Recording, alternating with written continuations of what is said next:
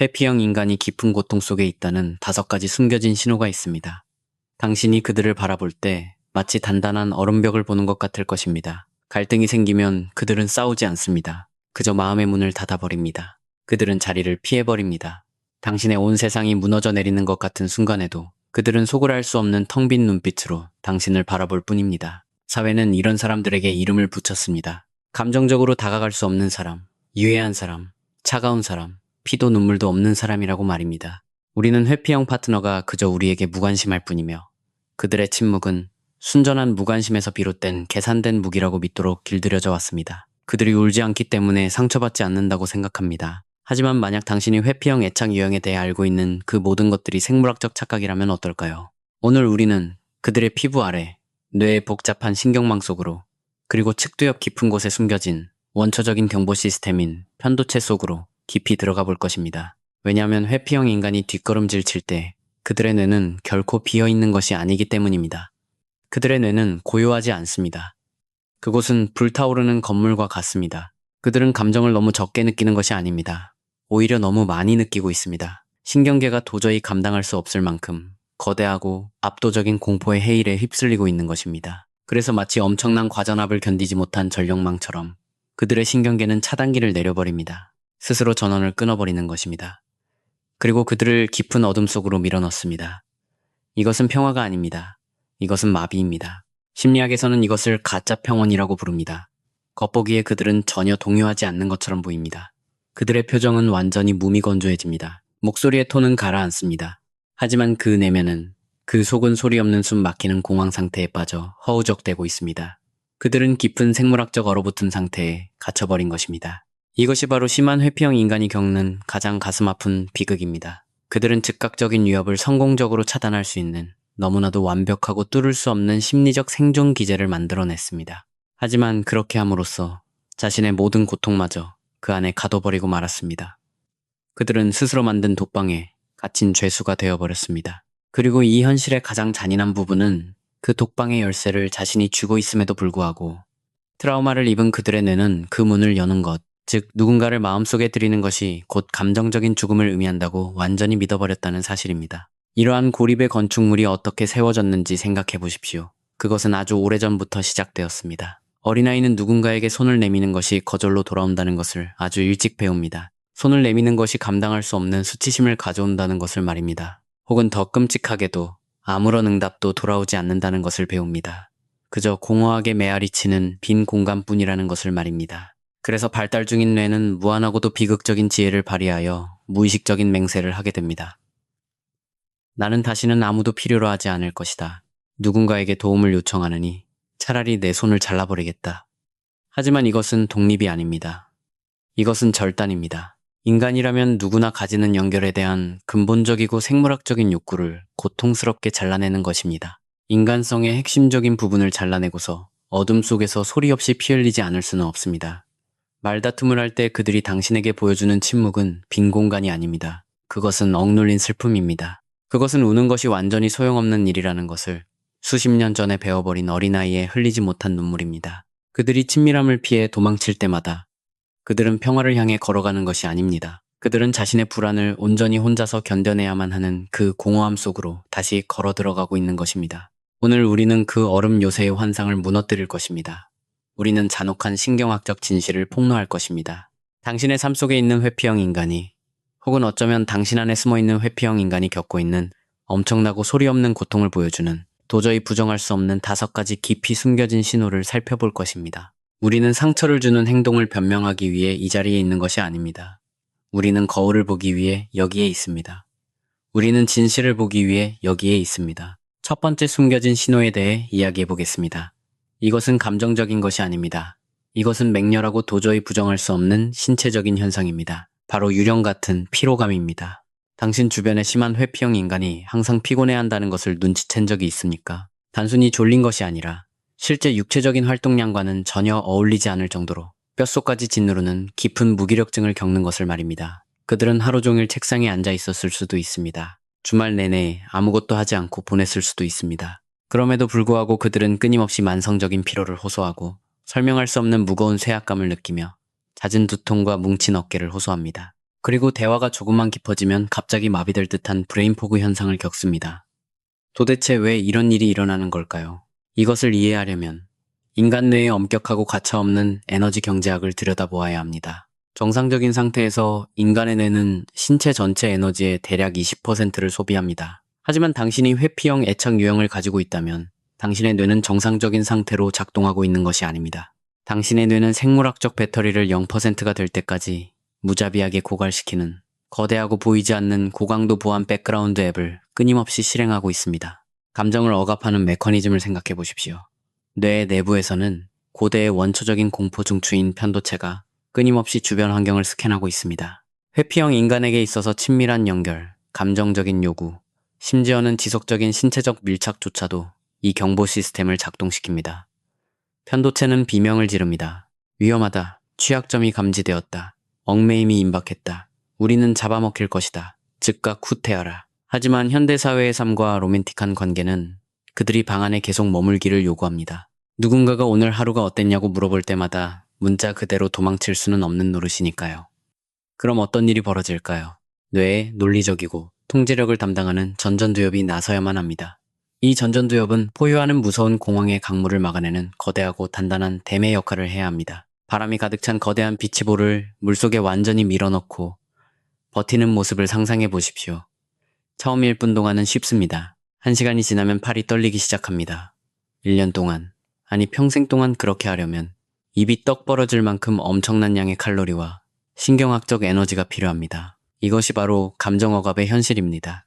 억압은 수동적인 상태가 아닙니다. 그것은 적극적이고 공격적이며 기력을 쏙 빼놓는 하루, 24시간 내내 이어지는 노동입니다. 당신이 그들에게 지금 무슨 기분이냐고 묻고 그들이 아무렇지 않게 난 괜찮아라고 대답할 때마다 말입니다. 그들의 전전두엽은 그저 그 평온한 가면을 유지하기 위해 포도당을 불태우고 있습니다. 복잡한 갈등을 피하기 위해 불만을 삼킬 때마다, 자신의 욕구가 중요하지 않다고 믿으며 입술을 깨물 때마다 그들의 신경계는 그 잔혹한 충격을 흡수하고 있으며 우리 몸은 항상 그 흔적을 기억합니다. 그들이 정신적으로 처리하기를 절대적으로 거부하는 감정들은 불가피하게 신체적인 증상으로 나타나게 됩니다. 이것이 회피형 구조가 치러야 하는 신체적 대가입니다. 그들은 상처받지 않으려고 발버둥치면서 말 그대로 스스로를 병들게 하고 있습니다.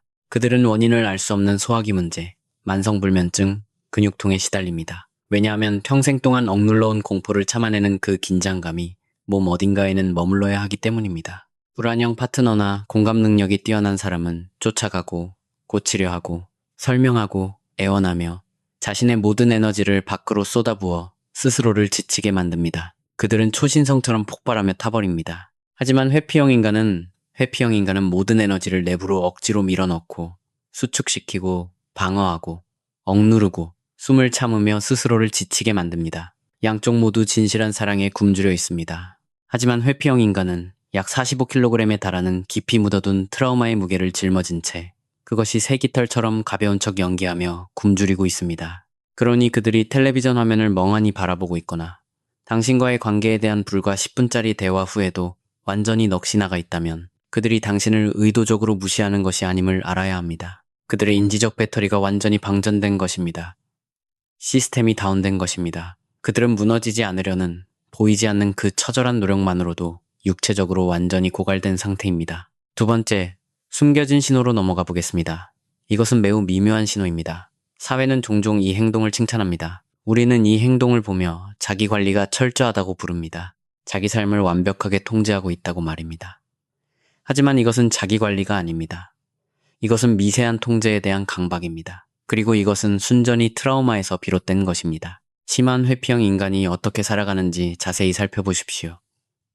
그들의 일상을 보십시오. 모든 것이 정확히 정해진 대로 흘러가야 합니다. 아침 커피는 매우 구체적이고 변하지 않는 순서로 내려져야 합니다. 헬스장 일정은 절대 타협할 수 없는 부분입니다. 아파트는 거의 병원처럼 꼼꼼하게 청소되어 있습니다. 책장의 책들은 완벽하게 정렬되어 있습니다. 그들은 물건의 정확한 위치, 엄격한 식단, 그리고 혼자서 시간을 보내는 취미에 병적으로 집착합니다. 만약 당신이 마지막 순간에 그들의 계획을 바꾼다면, 만약 당신이 그들의 신중하게 짜인 일정을 단 10분이라도 방해한다면, 당신은 그들에게서 순수하고 비정상적인 공황 상태나 차갑고 갑작스러운 분노가 번뜩이는 것을 보게 될 것입니다. 왜 그럴까요?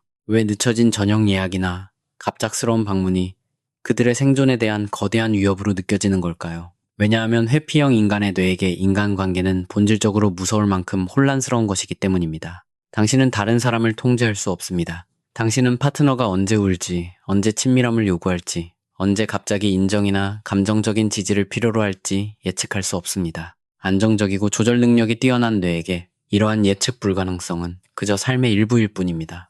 그것은 인간관계의 자연스러운 흐름입니다.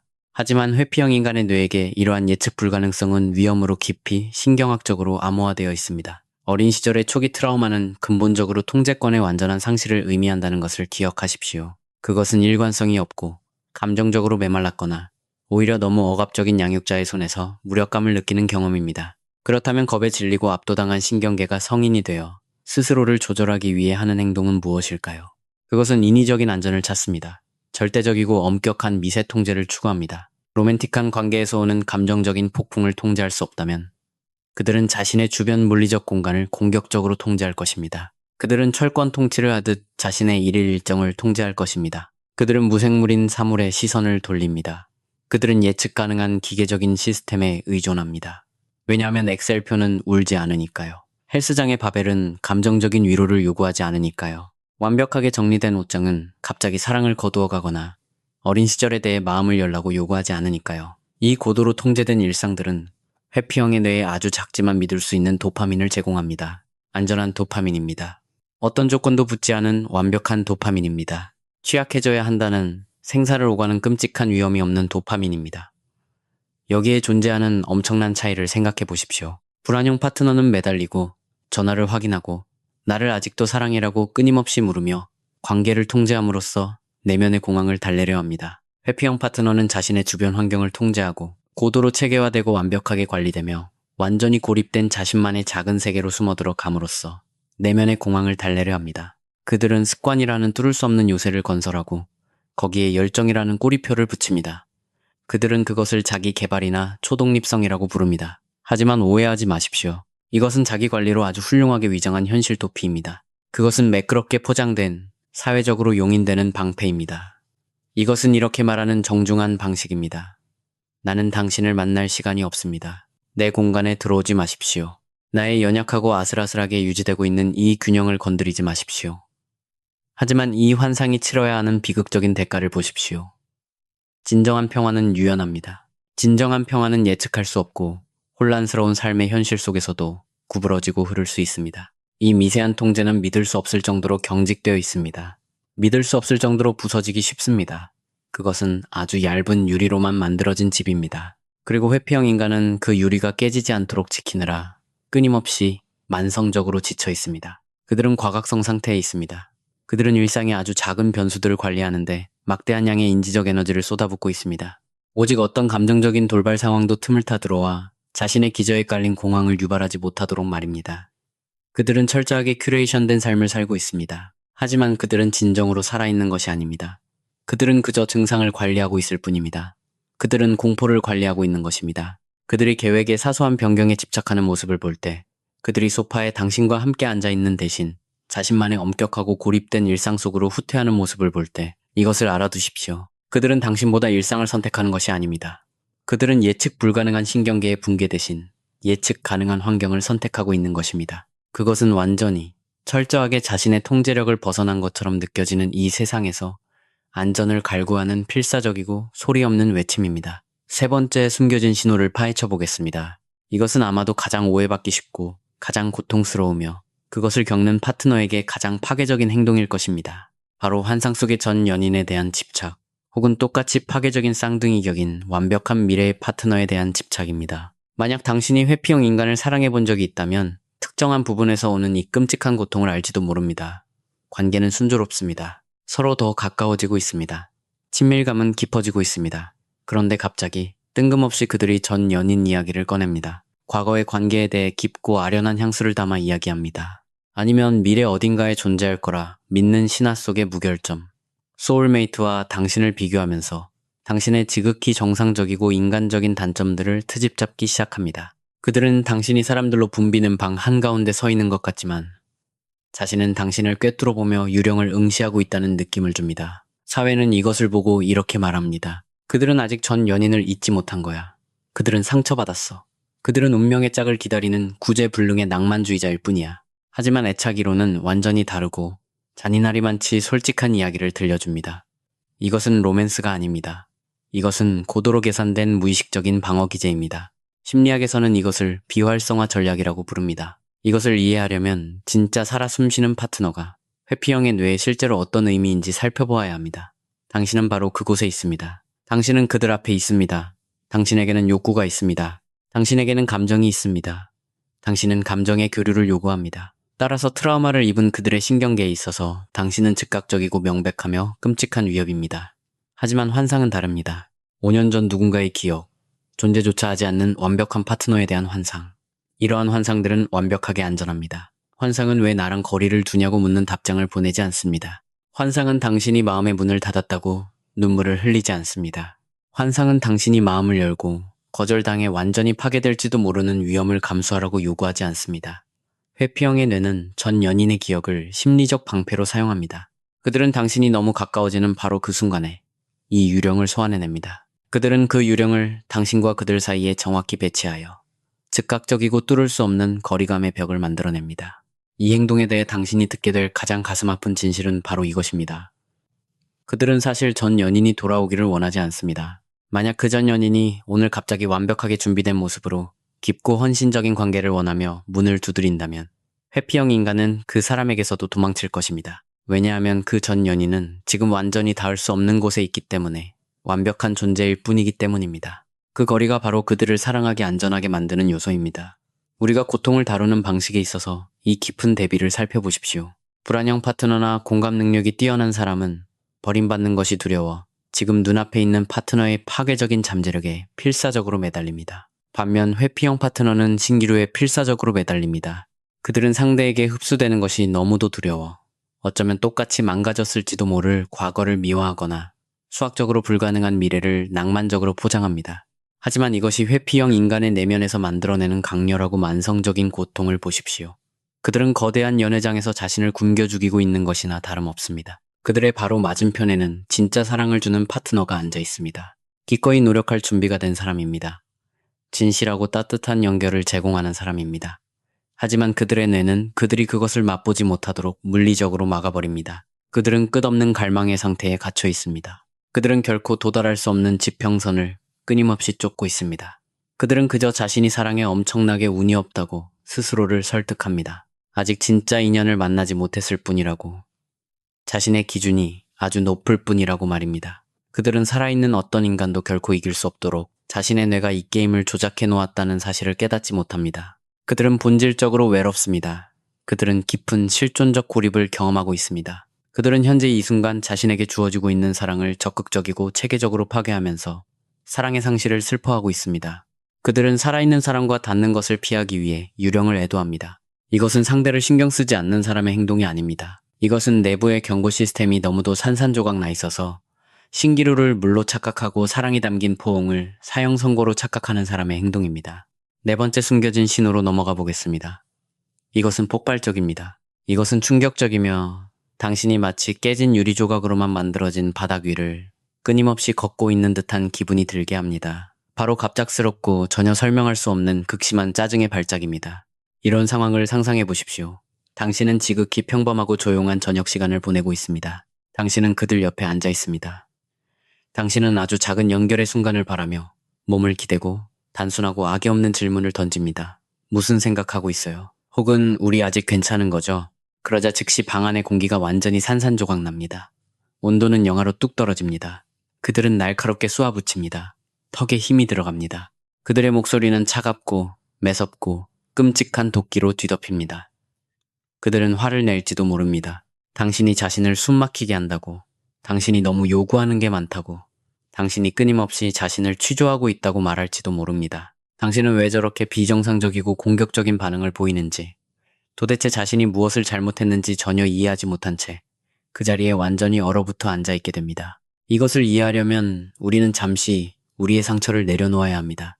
신경생물학에서 말하는 감정 수용의 창을 살펴보아야 합니다. 모든 인간에게는 감정 수용의 창이 있습니다. 이것은 신경계가 안정되고 우리가 안전하게 감정을 처리하며 타인과 교감할 수 있는 생리적인 영역입니다. 하지만 심한 회피형 성향을 가진 사람에게 이 창은 믿을 수 없을 만큼 비극적일 정도로 좁습니다. 당신이 다가갈 때, 감정적인 교감을 요구할 때, 그저 감정을 공유하는 공간에 함께 있어 달라고 요구할 때, 당신은 그들을 그 작고 연약한 창 밖으로 순식간에 밀어내고 있는 것입니다. 우리 몸의 오래되고 원초적인 가속 페달인 교감신경계가 통제할 수 없을 정도로 거대하게 폭주하기 시작합니다. 그 정확한 순간, 그들의 몸속에서 어떤 물리적인 느낌이 드는지 상상해 보십시오. 그들은 단순히 짜증이 난 것이 아닙니다. 그들은 생물학적으로 납치당한 것입니다. 심박수가 치솟습니다. 스트레스 호르몬인 코르티솔이 혈류로 맹렬하게 쏟아집니다. 가슴이 조여옵니다. 그들의 뇌는 붉은색 네온사인 경고등을 미친 듯이 깜빡거립니다. 너는 덫에 걸렸다. 너는 잡아먹히고 있다. 너는 통제력을 잃고 있다. 도망쳐라. 즉시 탈출하라. 하지만 그들이 물리적으로 도망칠 수 없을 때는 어떻게 될까요? 당신 옆 소파에 앉아 있거나 차 안에 갇혀 있거나 절대 하고 싶지 않은 대화 속에 갇혀 있을 때는 어떤 일이 일어날까요? 도주 반응이 차단되면 트라우마를 입은 뇌는 즉각적이고 무자비하게 투쟁 반응으로 전환합니다. 그 극심한 짜증, 그 갑작스럽게 번뜩이는 잔인함, 이것은 당신을 향한 그들의 진짜 기본 감정을 보여주는 것이 아닙니다. 이것은 깊은 공황 상태에서 필사적으로 배치된 무기입니다. 건강하게 언어로 경계를 설정하는 방법을 모르는 신경계가 선택할 수 있는 궁극적인 생존 도구입니다. 왜냐하면 분노는 효과가 있기 때문입니다. 분노는 즉각적인 물리적, 감정적 공간을 만들어냅니다. 분노는 당신이 질문을 멈추게 만듭니다. 분노는 당신이 뒤로 물러서게 만듭니다. 분노는 당신이 다른 방으로 물러나게 만듭니다. 그리고 당신이 방을 나가는 정확히 그 1000분의 1초의 순간, 그들의 겁에 질린 신경계는 마침내 필사적인 숨을 내쉽니다. 그들은 친밀함이라는 위협에서 살아남은 것입니다. 하지만 이곳에 숨겨진 깊은 고통을 보십시오. 이 악순환의 비극을 보십시오. 분노는 언제나 두려움의 경호원입니다. 그들이 화를 내는 것은 강해서가 아니라 완전히 압도당했기 때문입니다. 그들은 평생 동안 자신의 욕구를 무자비하게 억눌러 왔기 때문에 당신의 인간적인 욕구에 잡아먹힐까봐 절대적으로 두려워하고 있는 것입니다. 불안형 파트너는 내면의 공황을 느낄 때 상대에게 더 다가갑니다. 그들은 매달립니다. 그들은 애원합니다. 그들은 더 빨리 말을 합니다. 하지만 회피형 파트너는 내면의 공황을 느낄 때 상대를 물어뜯습니다. 그들은 상대를 밀쳐냅니다. 그들은 다리 위에 서 있는 채로 그 다리를 불태워버립니다. 그리고 1시간 뒤 아드레날린이 사라지면 어떻게 될까요? 생리적인 폭풍이 지나가고 조용한 어둠 속에 남겨지는 것은 무엇일까요? 바로 깊고 숨막히는 소리 없는 수치심입니다. 마음속 깊은 곳에서는 그들도 자신이 과민 반응을 보였다는 것을 압니다. 자신을 사랑하는 사람에게 상처를 주었다는 것을 압니다. 하지만 그들의 심리적 갑옷은 그들이 사과하는 것을 거의 절대 허락하지 않을 것입니다. 왜냐하면 진심 어린 사과는 취약함을 요구하기 때문입니다.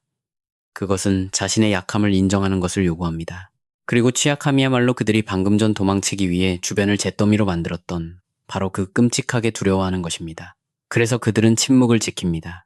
아무 일도 없었던 척합니다. 생존을 위해 사랑을 밀어내고 그러고 나서 너무나도 깊고 완벽하게 혼자가 되어버린 자신을 남몰래 혐오하는 그 끔찍하고 보이지 않는 감옥에 갇힌 채 말입니다. 5번째이자 마지막 숨겨진 신호를 밝혀보겠습니다.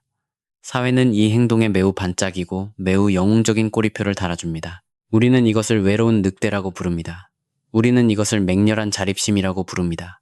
우리는 아무도 필요로 하지 않는 사람에게 박수를 보냅니다. 하지만 닫힌 문 뒤에서 이것은 독립이 아닙니다. 이것은 슈퍼파워로 위장한 고립입니다. 그것은 초독립성이라는 이름의 트라우마입니다. 그들이 하는 말을 들어보십시오. 난 혼자서 다 할 수 있어. 난 누구의 도움도 필요 없어. 난 혼자서도 완벽하게 괜찮아.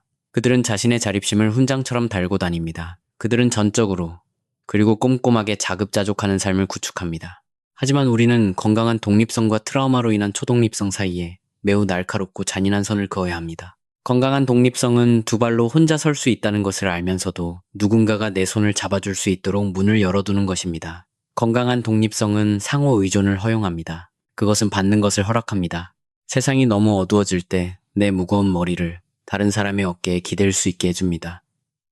하지만 초독립성은 창문 하나 없이 굳게 닫힌 벙커입니다. 이것은 버림받는 것을 막기 위한 선제 공격입니다. 이 외로운 늑대 페르소나 아래 숨겨진 깊은 고통을 이해하려면 우리는 인간 생물학의 핵심을 똑바로 들여다보아야 합니다. 우리는 포유류입니다. 우리는 생물학적으로, 진화론적으로 타인과 연결되도록 프로그래밍 되어 있습니다. 우리의 신경계는 말 그대로 다른 인간과 함께 스스로를 조절하도록 설계되어 있습니다. 아기는 태어나면 스스로를 달래지 못합니다. 아기가 생존하기 위해서는 양육자의 체온, 심장 박동, 그리고 물리적인 존재 자체가 필요합니다. 수십만 년 동안 무리에서 분리된다는 것은 곧 고통스러운 죽음을 의미했습니다. 당신의 생물학적 본능, 그리고 그들의 생물학적 본능은 안전을 느끼기 위해 절대적으로 타인과의 연결을 요구합니다. 하지만 여기에 회피형 내에 끔찍한 비극이 있습니다. 어린 시절 발달 과정 어딘가에서 이 프로그래밍의 치명적인 오류가 발생했습니다.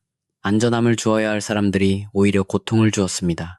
그들을 달래주어야 할 사람들이 오히려 그들에게 수치심을 주고 압도하고 철저히 무시했습니다. 그래서 그들의 뇌는 살아남기 위해 극단적이고 필사적인 신경망 재구성을 실행했습니다. 인간의 근본적이고 생물학적인 연결의 욕구를 소멸에 대한 원초적인 공포와 교차 연결시켜버린 것입니다. 물이 독이 되어버렸습니다. 이 내면의 전쟁이 얼마나 끔찍하게 고통스러울지 상상할 수 있습니까? 그들의 몸, 그들의 세포, 그들의 오래된 포유류의 뇌는 다른 인간의 온기를 향해 소리치고 굶주려 하며 애원하고 있습니다. 하지만 트라우마를 입은 그들의 심리적 갑옷은 단단히 무장한 제포초를 서며 되받아 소리칩니다. 그들을 들이지 마. 그들을 들이면 그들이 널 파괴할 거야. 너는 네 자신을 잃게 될 거야. 너는 버림받을 거야. 우리는 혼자서 살아남아야 해.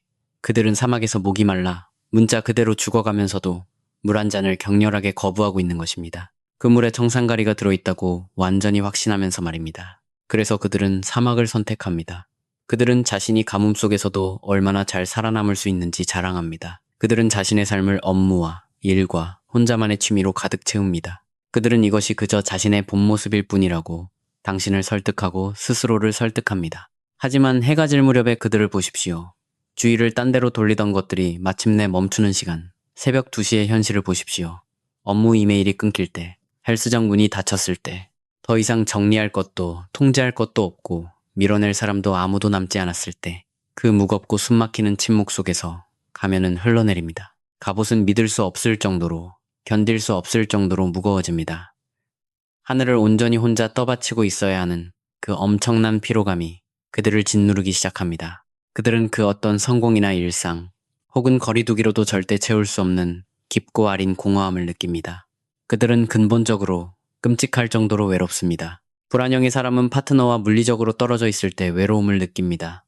하지만 회피형 인간은 당신과 완전히 똑같은 침대에 누워 있으면서도 외로움을 느낍니다. 왜냐하면 그들의 초독립성이 두꺼운 방탄유리 벽 뒤에 그들을 가둬버렸기 때문입니다. 그들은 당신을 볼 수 있고 당신의 목소리를 들을 수 있지만 절대 당신을 느낄 수는 없습니다. 그들은 그 누구도 자신을 해치기 위해 넘어올 수 없을 만큼 높고 완벽한 요새를 짓는데 성공했습니다. 하지만 이제 그들은 그곳에서 내려올 수 없게 되었고 그 성벽 안에는 그들 자신 외에는 아무도 없습니다. 우리는 지금까지 눈에 보이는 행동들을 살펴보았습니다.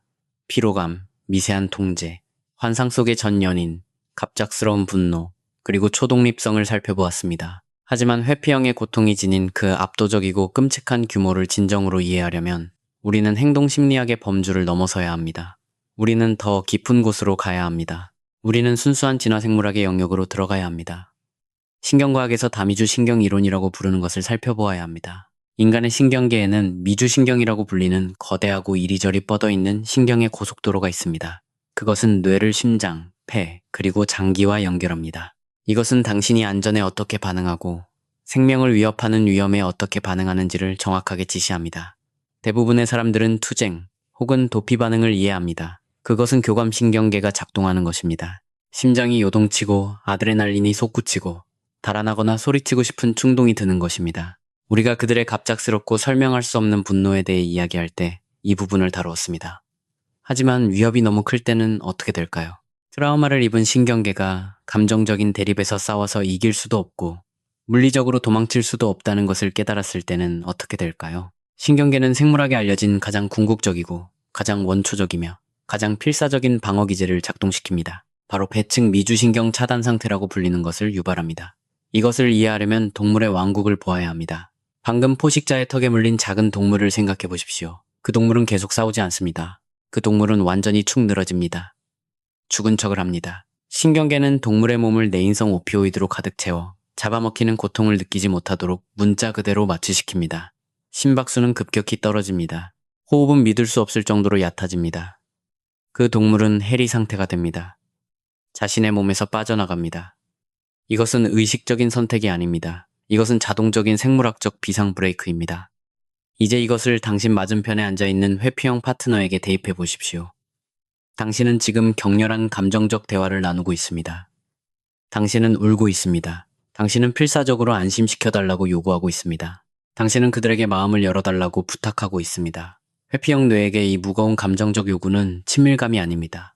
이것이 바로 포식자입니다. 그들의 신경계는 당신의 감정적인 요구를 글자 그대로 상대를 집어삼키는 생사결단의 위협으로 인식합니다. 그들은 산채로 잡아먹히고 있다고 느낍니다. 그래서 그들의 신경계는 비상 브레이크를 당깁니다. 그들은 배측 미주신경 차단 상태로 직행합니다. 이 순간에 그들을 보십시오. 그들의 얼굴은 완전히 무표정해집니다. 눈은 초점을 잃습니다.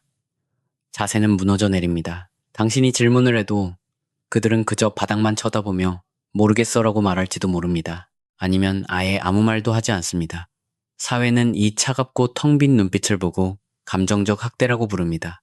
우리는 이것을 대화의 담장 쌓기라고 부릅니다. 우리는 이것을 깊은 무관심이라고 부릅니다. 하지만 이 잔인한 신경학적 진실을 보십시오. 그들은 당신에게 벌을 주기 위해 침묵하는 것이 아닙니다. 그들은 문자 그대로 생물학적으로 죽은 척을 하고 있는 것입니다. 그들의 몸속에서 심박수는 떨어졌습니다. 소화 기능은 멈췄습니다. 공감 능력과 복잡한 사고를 담당하는 뇌의 부분인 전전두엽에서 혈류가 빠져나가 원시적인 뇌관으로 완전히 후퇴했습니다. 심지어 그들의 성대마저도 영향을 받습니다. 얼굴 표정과 목소리의 억양을 조절하는 신경 경로가 완전히 차단된 것입니다. 지금 당장은 누군가 그들의 머리에 총을 겨눈다 해도 그들은 따뜻하고 공감 어린 반응을 만들어낼 수 없습니다. 인간적인 교감에 필요한 생물학적 하드웨어의 전원이 완전히 꺼진 것입니다. 이 상태가 주는 고통스러운 공포를 상상할 수 있습니까? 무거운 잠수정 안에 갇혀 얼음장처럼 차갑고 칠흑같이 어두운 바닷속으로 빠르게 가라앉고 있다고 상상해 보십시오.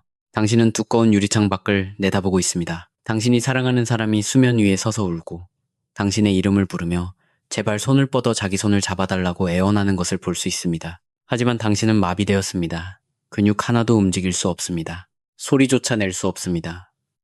당신은 무겁고 숨막히는 무감각 속에 완전히 집어삼켜졌습니다. 당신은 뻔히 보는 앞에서 물에 빠져 허우적대고 있지만 그것을 멈출 힘이 전혀 없습니다. 이것이 바로 심한 회피형 인간이 겪는 다미주신경의 현실입니다. 그들에게 감정이 없는 것이 아닙니다. 그들은 감정적인 임상 사망 상태와 유사할 정도로 깊고 압도적인 생물학적 동결 상태에 갇혀 있는 것입니다. 그들은 갈등 상황에서 살아남기는 하지만 스스로의 인간성을 일시적으로 지워버림으로써 살아남습니다. 그리고 몇 시간 혹은 며칠 뒤 그 셧다운 상태가 마침내 풀렸을 때 그들에게 남은 것은 자신이 침묵 속에서 직접 파괴해버린 관계의 처참한 잔해뿐입니다. 한 걸음 물러서서 이 애착 유형의 고통스러운 핵심을 들여다보겠습니다. 우리는 트라우마를 입은 인간의 뇌가 스스로에게 할 수 있는 가장 잔인하고 가장 가혹한 장난을 보고 있습니다. 그것은 비극적인 역설입니다. 생물학적으로 파괴하도록 프로그래밍된 바로 그 대상을 깊이 갈망하는 끊임없는 평생의 악순환입니다. 사회는 회피형 인간을 그저 혼자 있는 것을 좋아하고 사랑을 원하지 않는 사람으로 묘사합니다. 하지만 애착이론은 그보다 훨씬 더 가슴 아픈 현실을 드러냅니다. 그들은 로봇이 아닙니다. 그들은 인간입니다. 그리고 모든 인간과 마찬가지로 그들도 누군가 자신을 봐주고 안아주고 이해해주기를 바라는 원초적이고 거부할 수 없는 갈망을 가지고 있습니다. 그 티타늄 갑옷 아래 가짜 평온과 미세 통제의 겹겹이 쌓인 층 아래에는 깊이 묻혀있고 지독하게 외로운 내면의 아이가 있습니다. 안전한 누군가가 마침내 찾아와 주기를 필사적으로 기다리고 있는 아이 말입니다. 하지만 그 안전한 사람이 실제로 나타나면 어떻게 될까요? 당신이 그들에게 진실하고 무조건적인 사랑을 줄 때 어떤 일이 일어날까요? 그 역설의 덫이 폭력적으로, 아주 폭력적으로 닫혀버립니다. 왜냐하면 그들의 신경계에 있어서 사랑과 위험은 완전히 때려야 뗄 수 없이 얽혀있기 때문입니다. 그들은 불꽃의 따뜻함과 산채로 불타는 고통을 분리하지 못합니다. 그래서 친밀감이 깊어지고 관계가 진정으로 건강하고 안정적이 될 때 그들의 무의식은 자기 파괴라는 무자비하고 체계적인 프로토콜을 작동시킵니다. 가장 아름답고 평화로운 일요일 아침을 상상해 보십시오. 당신들은 함께 웃고 있습니다. 마음의 벽은 무너졌습니다. 진실하고 취약한 연결이 이루어지고 있습니다. 안정형의 사람에게 이것은 천국입니다. 하지만 회피형 뇌에게 이것은 상상할 수 있는 최고의 비상사태입니다. 그들의 내부 경보가 비명을 지릅니다. 이건 함정이야. 그들이 너무 가까이 오고 있어. 네가 그들에게 의지하는 순간 그들은 너를 떠나거나 너를 집어삼킬 거야. 통제권을 되찾아야 해.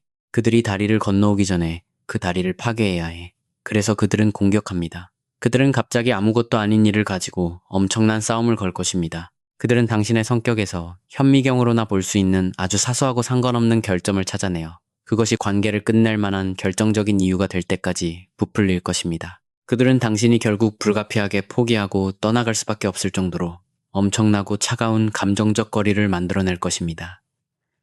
하지만 여기에 숨겨진 고통이 있습니다. 여기에 당신이 결코 볼 수 없는 부분이 있습니다. 이런 일이 벌어지는 동안 그들의 머릿속에 있는 것은 어떤 느낌일까요? 그것은 절벽을 향해 질주하는 자동차의 조수석에 갇혀 있는 것과 같습니다. 트라우마를 입은 원시적인 뇌가 운전대를 잡고 있습니다. 논리적인 뇌는 비명을 지릅니다. 멈춰. 이 사람은 좋은 사람이야. 이걸 망치지 마. 하지만 그들은 운전대를 잡을 수 없습니다. 그들은 완전히 의식이 깨어 있으면서도 전적으로 무력한 채로 자신을 진정으로 사랑해주는 유일한 사람을 자기 손으로 밀어내는 모습을 지켜만 보아야 합니다. 불안형 파트너나 공감 능력이 뛰어난 사람은 관계를 유지하기 위해 자신의 경계와 자존심을 무너뜨립니다. 그들은 파트너를 따뜻하게 해주기 위해 자신을 불태워버릴 것입니다. 반면 회피형 인간은 자신이 살아남기 위해 관계를 파괴합니다. 그들은 잿더미 속에 혼자 서 있게 되더라도 오직 그것만을 확실히 하기 위해 집 전체를 불태워버릴 것입니다. 그리고 마침내 연기가 거치고 당신이 짐을 싸서 떠나버렸을 때 생존 본능은 흐려지고 아드레날린은 떨어지며 회피형 인간은 자신이 직접 만들어낸 완벽하게 고요한 잔해 속에 홀로 서 있게 됩니다. 바로 여기서 깊고 유해한 수치심의 악순환이 시작됩니다. 그들은 승리감을 느끼지 않습니다. 그들은 숨이 잠을 듯한 끔찍한 자기 혐오를 느낍니다. 그들은 깨져버린 관계의 조각들을 바라보며 이렇게 생각합니다. 내가 또 그랬어. 나는 망가졌어. 나는 본질적으로 사랑받을 수 없는 사람이야. 내가 만지는 모든 것은 잿더미로 변해버려. 하지만 그들의 심리적 방어 기제는 결코 단 한 번도 이 사실을 소리내어 인정하도록 허락하지 않을 것입니다. 두려움 때문에 관계를 망쳤다고 인정하는 것은 너무도 취약한 일일 테니까요. 그것은 너무나 고통스러운 일일 것입니다. 그래서 그들은 이야기를 다시 씁니다. 그들은 스스로에게 말합니다. 그리고 친구들에게도 말합니다. 우리는 그냥 안 맞았어. 아니면 그 사람은 너무 요구하는 게 많았어. 또는 난 지금 내 커리어에 집중해야 해. 그들은 피를 철철 흘리고 있는 상처를 붕대로 감기 위해 이런 논리적인 거짓말들을 사용합니다. 그들은 철저한 무관심의 가면을 쓴 채 삶을 걸어갑니다. 자신의 두려움이라는 재단 위에서 스스로 도살해버린 그 모든 아름다웠던 인연들의 유령을 남몰래 짊어지고서 말입니다. 그들은 사랑에 굶주려 있으면서도 끊임없이 우물에 독을 타야만 하는 자신의 생물학적 운명에 저주받았습니다. 이제 회피형 삶의 주기에서 가장 위험하고 가장 파괴적인 단계인 9번째 단계, 즉 붕괴점으로 넘어가 보겠습니다. 우리는 지금까지 내내 그들의 방어 기제들을 살펴보았습니다. 우리는 그들의 심리적 갑옷이 지닌 그 끔찍할 정도의 강도에 놀라워했습니다. 미세 통제, 가짜 평온, 무자비한 감정 억압, 이것은 어린 시절 생존을 위해 만들어진 걸작입니다. 하지만 생물학에는 절대적이고 가차없는 한계가 있습니다. 당신은 인간의 신경계를 영원히 속일 수는 없습니다. 당신은 거대한 비치볼을 50년 동안 물속에 누르고 있을 수는 없습니다. 결국 근육은 힘을 잃습니다. 팔에 힘이 빠지게 됩니다. 그 방어벽들이 마침내 파국을 맞이하며 무너져 내릴 때 어떤 일이 일어날까요? 이런 일은 20대나 30대에는 좀처럼 일어나지 않습니다. 그 젊은 시절에는 자아가 믿을 수 없을 정도로 강합니다. 주의를 돌릴 거리도 넘쳐납니다. 그들은 인상적인 커리어를 쌓을 수 있습니다. 전 세계를 여행할 수도 있습니다. 그들은 상대가 너무 많은 것을 바란다며 항상 남 탓을 하면서 얄팍하고 안전한 거리가 유지되는 관계들을 옮겨 다닐 수 있습니다. 하지만 시간은 자비 없는 신문관입니다. 30대 후반, 40대, 50대가 된 심한 회피형 인간을 보십시오. 붕괴점은 요란하고 극적인 폭발과 함께 찾아오는 것이 아니라 소리 없고 끔찍한 내부 붕괴와 함께 찾아옵니다. 심리학에서는 이것을 실존적 위기라고 부릅니다. 하지만 이것은 그보다 훨씬 더 어둡고 무거운 것입니다. 이것은 심각한 고기능 우울증입니다. 이 상황을 상상해 보십시오. 집은 완벽하게 깨끗합니다. 통장 잔고는 넉넉합니다. 일상의 루틴들은 결점 없이 실행되고 있습니다. 그들의 애착 트라우마를 자극할 로맨틱한 파트너는 주변에 아무도 없습니다. 그들은 모든 사람을 밀어냈습니다. 그들은 자신들이 항상 갈망했던 그 궁극적인, 초독립적인 안전을 달성했습니다. 그럼에도 불구하고 그들은 내면이 완전히, 철저하게 죽어버린 것처럼 느낍니다. 수십 년 동안 치유되지 않은 어린 시절, 트라우마의 바다를 막아내던 거대한 콘크리트 댐의 역할을 하던 전전두엽에 마침내 균형이 깨지고 금이 가기 시작합니다. 인지적 배터리가 0%로 떨어집니다. 그들은 더 이상 그림자로부터 도망칠 수 없습니다. 주의를 분산시키던 것들은 예전처럼 도파민을 제공하지 못합니다. 그리고 그 짓누르는 듯한 고통스러운 침묵 속에서 마침내 그 갑옷을 뚫고 궁극적이고 끔찍한 진실이 피어오릅니다. 그들은 자신의 삶의 파편들을 뒤돌아보며 실패한 모든 관계의 공통분모가 바로 자신이었다는 사실을 깨닫습니다. 그들은 무리한 요구를 한다고 생각했던 파트너가, 너무 지나치게 집착한다고 생각했던 파트너가, 5년 전 그토록 차갑고 매정하게 버렸던 파트너가 사실은 그저 평범한 인간이었을 뿐이라는 것을 깨닫습니다. 그저 평범하고 건강한 인간적인 연결을 요구하는 한 명의 사람이었다는 것을 말입니다. 그들은 숨막히는 슬픔의 파도와 함께 깨닫습니다. 자신이 피한 것은 위험이 아니었다는 것을요. 그들은 기쁨으로부터, 따뜻함으로부터, 그리고 실제로 살 가치가 있었던 삶으로부터 스스로를 격리시켰다는 것을 깨닫습니다. 이것이 바로 붕괴입니다. 이것이 바로 신체적 대가가 마침내 그 빚을 수금하러 오는 정확한 순간입니다. 우리가 앞서 이야기했던 유령 같은 피로감. 이것은 문자를 그대로 침대에서 일어날 수 없을 정도의 끔찍한 무기력증으로 변합니다. 신체는 도저히 유지될 수 없는 극단적 고립이라는 생물학적 거짓말을 더 이상 지탱할 수 없기에 진짜 만성적인 신체 질환, 자가 면역 질환의 발작, 치료가 불가능할 정도의 심각한 무기력증을 나타내기 시작합니다.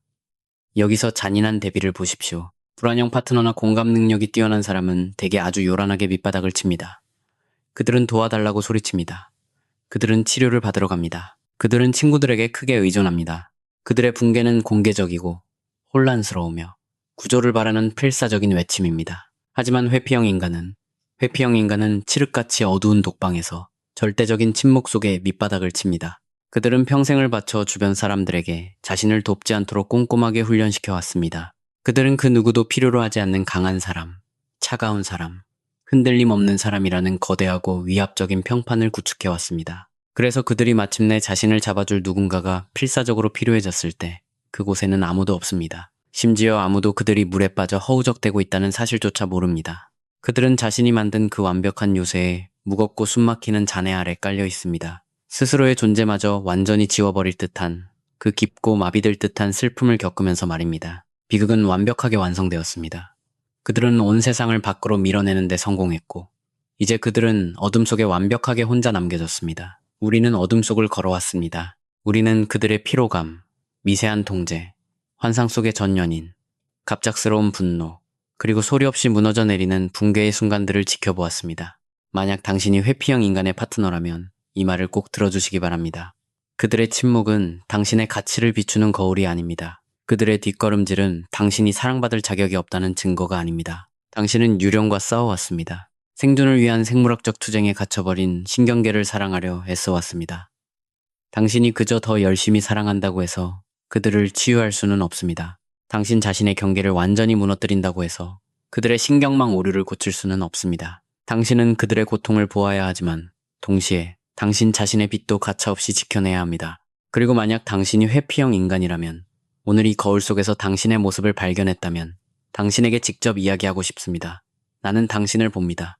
그 거대한 티타늄 벽 뒤에 서 있는 지치고 겁에 질린 아이를 봅니다. 사회는 당신을 차갑다고 불렀습니다. 당신을 유해하다고 불렀습니다.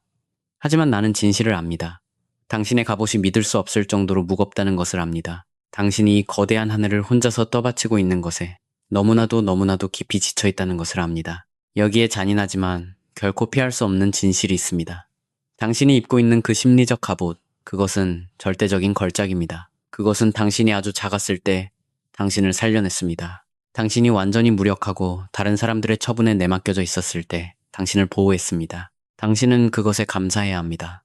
당신의 뇌가 만들어낸 그 훌륭하고도 필사적인 생존 기제에 경의를 표해야 합니다. 하지만 그 똑같은 갑옷이 이제는 당신을 서서히 굶겨 죽이는 감옥이 되어버렸습니다. 과거에 당신을 구했던 그 방어 기제가 이제는 당신의 미래를 적극적이고 체계적으로 파괴하고 있습니다. 당신은 망가지지 않았습니다. 당신은 괴물이 아닙니다. 당신은 단지 당신이 생존하기 위해 실제로 필요한 단 한 가지, 즉 진정한 연결로부터 너무 완벽하고 철저하게 스스로를 방어하고 있을 뿐입니다. 하지만 이 길고 어두운 터널의 끝에는 과학적인 빛이 존재합니다. 그것은 신경 가소성이라고 불립니다. 당신의 뇌는 돌에 새겨진 것처럼 고정되어 있지 않습니다. 두려움과 회피에 깊게 파인 신경 경로는 다시 쓰일 수 있습니다. 미주신경은 다시 훈련될 수 있습니다. 당신은 실제로 당신의 몸에게 세포와 생물학적 수준에서 다른 인간이 절대적인 공포의 근원이 아니라 깊은 안전의 원천이 될 수 있다는 것을 가르쳐 줄 수 있습니다. 하지만 그러기 위해서는 당신이 이 세상에서 가장 두려워하는 그 한 가지를 해내야만 합니다. 당신은 그 갑옷을 단 1인치라도 내려놓아야 합니다. 몸속의 모든 세포가 도망치라고 비명을 지를 때에도 그 방 안에 머물러 있어야만 합니다. 당신을 진정으로 사랑하는 사람의 눈을 바라보며 인간의 언어 중 가장 두려운 그 말을 억지로라도 뱉어내야 합니다. 나는 두려워요. 당신이 필요해요. 제발 나를 떠나지 말아요. 치유는 평화로운 것이 아닙니다. 치유는 편안한 것이 아닙니다. 치유는 당신의 그 견고한 방어 시스템에 가해지는 거대하고 끔찍한 생물학적 충격입니다. 하지만 그 대안은 평생을 독방에 갇혀 지내는 것입니다. 당신은 당신 자신의 감옥 열쇠를 쥐고 있습니다. 그 문은 밖에서 잠겨 있는 것이 아닙니다. 이제 그 문을 열 시간입니다. 이제 추위 속에서 걸어 나올 시간입니다. 이제 누군가 당신의 진짜 모습을 보도록 허락할 시간입니다. 이제 마침내 당신이 사랑받을 수 있도록 스스로를 허락할 시간입니다. 오늘 이 거울이 당신의 진실을 비춰주었다면, 이 그림자 속에서 당신 안에 숨겨진 이야기의 조각을 발견했다면 아래에 댓글을 남겨주십시오. 당신이 여기 있다는 것을 우리에게 알려주십시오. 당신이 더 이상 어둠 속에서 완전히 혼자 고통받고 있지 않다는 것을 알려주십시오. 힐링 미러 채널을 구독해주세요. 우리는 인간 마음속의 가장 깊고 가장 은밀한 구석을 계속해서 함께 탐험할 것입니다.